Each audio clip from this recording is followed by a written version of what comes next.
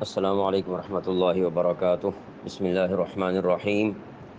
نحمده ونصلی علی رسوله الکریم، اما بعد فاعوذ باللہ من الشیطان الرجیم،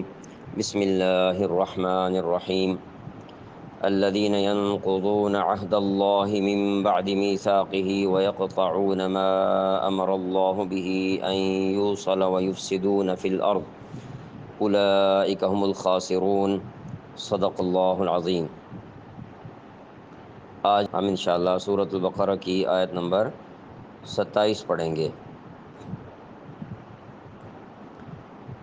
الذین، جو لوگ، ینقضون،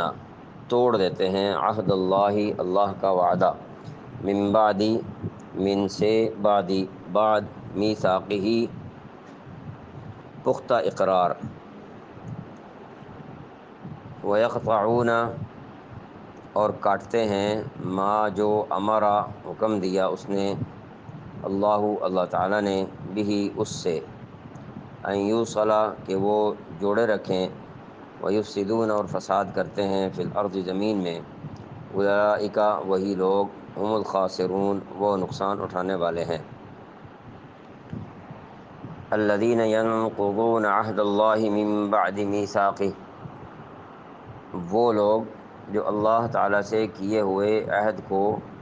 پختہ کرنے کے بعد بھی توڑ دیتے ہیں۔ اس آیت کو سمجھنے کے لیے ہم آیت نمبر 26 کی طرف رجوع کریں گے۔ آیت نمبر 26 میں اللہ تعالیٰ نے یہ بات ارشاد فرمائی کہ ان اللہ لا یستحیی ان یضرب مثلا ما بعوضۃ فما فوقها،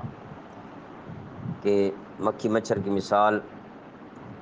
جو اللہ تعالیٰ نے دی ہے، تو اس طرح کی مثالیں دینے سے اللہ تعالیٰ کی ذات شرماتی نہیں ہے، کیونکہ مثال کا تعلق اس کے ساتھ ہوتا ہے جس کو مثال دی جا رہی ہے، اس کی حیثیت کے مطابق دی جاتی ہے۔ اب اس بارے میں لوگوں کی دو سوچیں، دو گروہ لوگوں کے ہیں، ایک ماننے والے ہیں، ایک نہ ماننے والے۔ جیسے شروع میں ذکر کیا تھا کہ اصل میں انسانوں میں سے ماننے والے اور نہ ماننے والے ہیں، مومن اور کافر۔ جو ومن الناس من یقول میں پڑھا تھا، وہ تو دو طرف سے فائدہ اٹھانے والے، دو رخے لوگ ہیں، دھوکے باز لوگ ہیں، ان کا بڑا درجہ جو ہے وہ کم از کم، یعنی ان کو منافقین کہا گیا ہے۔ تو اس لیے یہاں پر یہ بات بیان کرنے کے بعد فرمایا وما یضل بہ الا الفاسقین، کہ وہ گمراہ نہیں کرتا، وہ انہی کو گمراہ کرتا ہے جو نافرمان ہے۔ اب اس آیت کو آگے ملا کر پڑھیں گے تو وہ نافرمان کون لوگ ہیں، یہاں پر ان کی نافرمانی کی بڑی بڑی وجوہات جو ہیں وہ بیان کی جا رہی ہیں۔ تو پہلی وجہ یہ بیان کی ہے کہ وہ جو اللہ تعالیٰ سے کیے ہوئے عہد کو پختہ کرنے کے بعد بھی توڑ دیتے ہیں۔ عہد کو توڑنا یہ انسان کو فاسق بنا دیتا ہے، گنہگار اور نافرمان بنا دیتا ہے۔ تو یہاں عہد سے مراد کیا ہے؟ اکثر مفسرین کرام نے یہاں سے عہد الست مراد لیا ہے۔ وہ عہد الست کیا چیز ہے کہ اللہ تعالیٰ نے انسانوں کو پیدا کرنے سے پہلے، بہت پہلے، آنے والی تمام روحوں کو جمع کر کے ان سے پوچھا تھا کہ کیا میں تمہارا پروردگار نہیں ہوں؟ سب نے اللہ تعالیٰ کے پروردگار ہونے کا اقرار کر کے یہ عہد کیا تھا کہ وہ اللہ تعالیٰ کی اطاعت کریں گے۔ یہ عہد الست، اگر ہم اس کو مزید سمجھنا چاہیں تو یہ اس خاموش عہد کی طرح ہے کہ جب بھی کوئی شخص کسی ملک میں پیدا ہوتا ہے، خواہ وہ کسی بھی ملک میں پیدا ہو، تو زبان سے کہے بغیر وہ اس ملک کے انتظامی قوانین کی پابندی کا خاموش عہد کر لیتا ہے، اسے زبان سے کہنے کی ضرورت نہیں پڑتی۔ یعنی یوں کہیں گے کہ جو بندہ جس ملک میں پیدا ہوتا ہے وہ حکومت کے ساتھ کوئی عہد نہیں کر رہا ہوتا، لیکن اس کا ایک خاموش عہد ہوتا ہے کہ جوں جوں وہ بڑا ہوگا اور قانون اس کے اوپر لاگو ہونے کا وقت آ جائے گا تو اس کو قانون کے مطابق ہی عمل کرنا پڑے گا اور اس کو اس کی پاسداری کرنی پڑے گی۔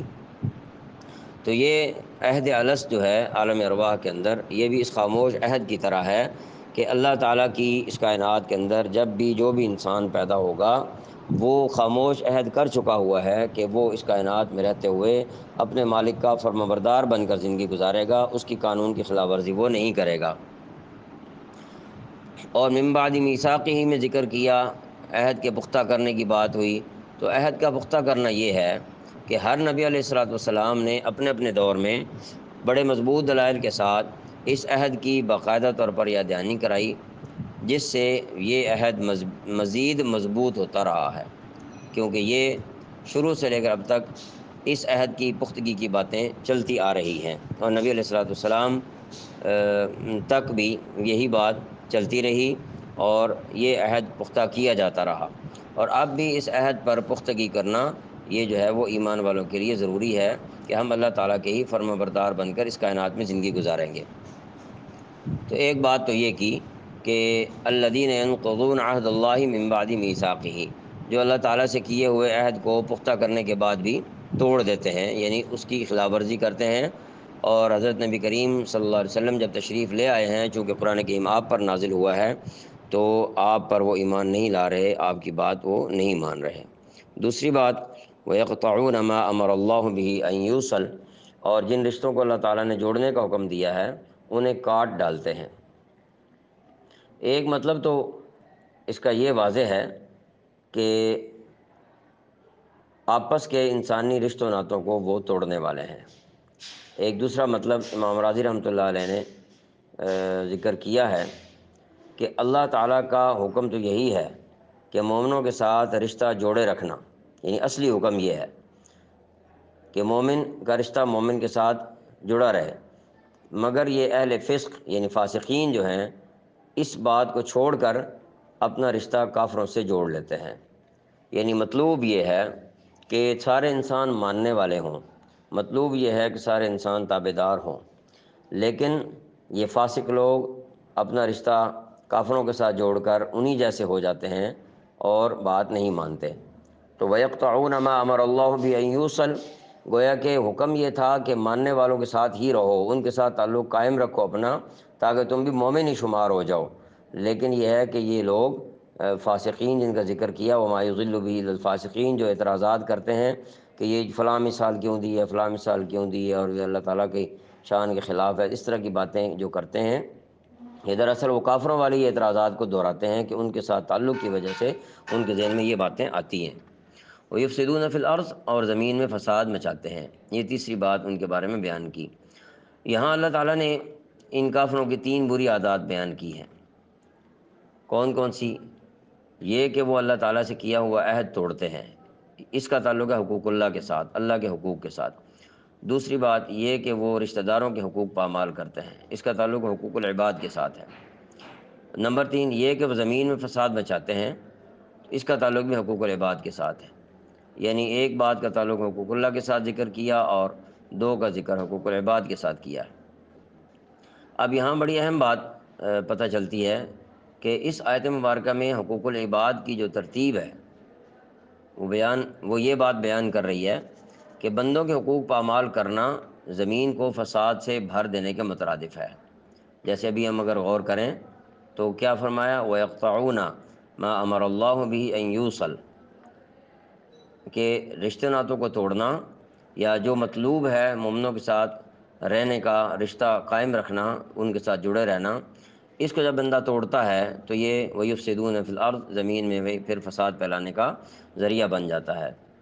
اور اس سے کیا ہوتا ہے، اس سے خاندانی نظام تباہ ہو جاتا ہے، جسے اسلام ہر صورت جو ہے وہ پسند نہیں کرتا، بلکہ ہر صورت خاندانی نظام کو قائم رکھنا چاہتا ہے۔ تو اس لیے اسلامی نظام کے تحت جو خاندانی نظام ہے، اس خاندانی نظام کو قائم رکھنے کی ہر ممکن کوشش کرنا اور بدکاری اور فحاشی کو اپنے اندر راہ نہ دینے دینا، یہ بہت ضروری ہے۔ یہ بھی اس ضمن میں بات آ جائے گی۔ آج کل ہمارے ملک میں بھی اس طرح کی باتیں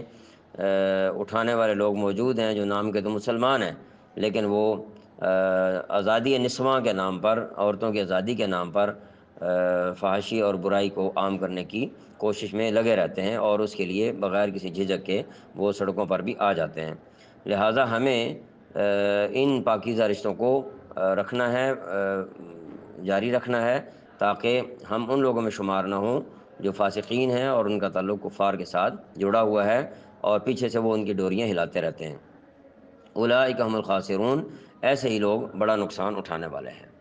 حقیقت میں یہ لوگ جو ہیں بڑا نقصان اٹھانے والے ہیں۔ تین باتیں یہاں ذکر کی گئی ہیں، الذین ینقضون عہد اللہ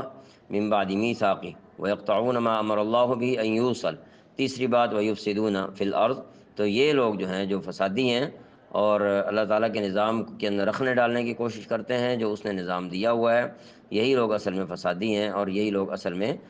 نقصان اٹھانے والے ہیں۔ اور اس نقصان کا اندازہ ان کو اس وقت ہوگا جب یہ آنکھ بند ہوگی، یا ممکن ہے اگر دنیا کے اندر کبھی اللہ تعالیٰ کی طرف سے ہدایت کا فیصلہ ہو گیا اور انہوں نے رجوع کر لیا تو ممکن ہے اس سے بھی بات سمجھ میں آ جائے۔ اللہ تعالیٰ عمل کرنے کی توفیق عطا فرمائے۔